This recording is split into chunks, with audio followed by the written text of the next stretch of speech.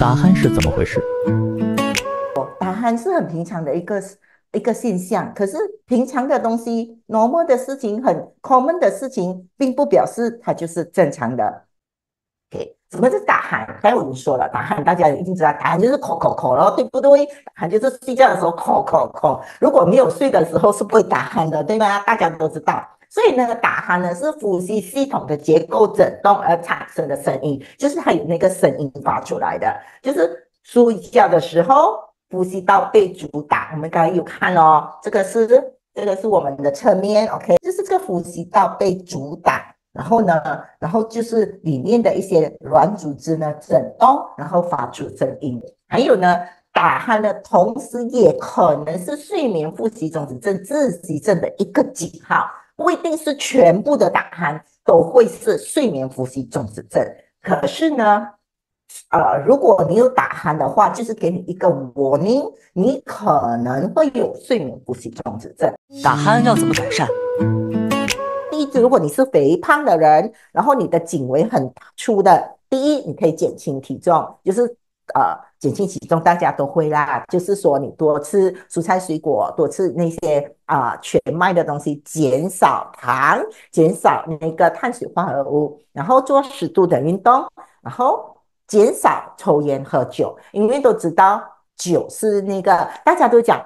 酒好啊，酒我喝了一点酒比较容易睡觉。可是酒呢，它并不能给你很好的睡眠周期，所以你喝酒睡觉就等于你吃安眠药睡觉一样的道理。它是给你就是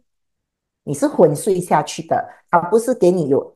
好好的睡眠周期的。所以你喝酒睡觉的睡和第二天醒来，你还是没有达到你要的那个睡眠的数值，OK？然后如果你真的很难睡的，有些人就想说我吃安眠药咯，我吃镇定剂咯，我吃 antihistamine 咯，OK？可是这些呢，你药物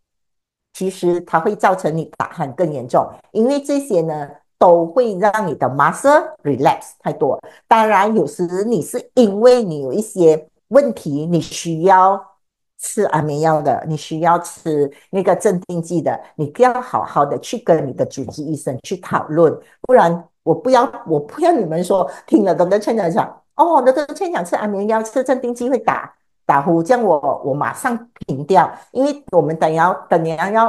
要以为那个事情的那个严重，所以如果你是有忧郁症的人，你家里有忧郁症的人，你不要马上叫他停止，你叫他去跟医生好好谈一下，跟他的主治医生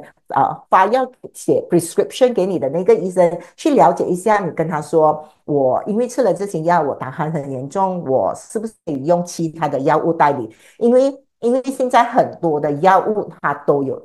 substitute 的，所以你给医生知道你有这些问题，然后是不是有其他的药物如果你正在服用镇定剂这些的啦，所以一定要跟医生好好的沟通，培养良好的饮食习惯，侧睡咯，不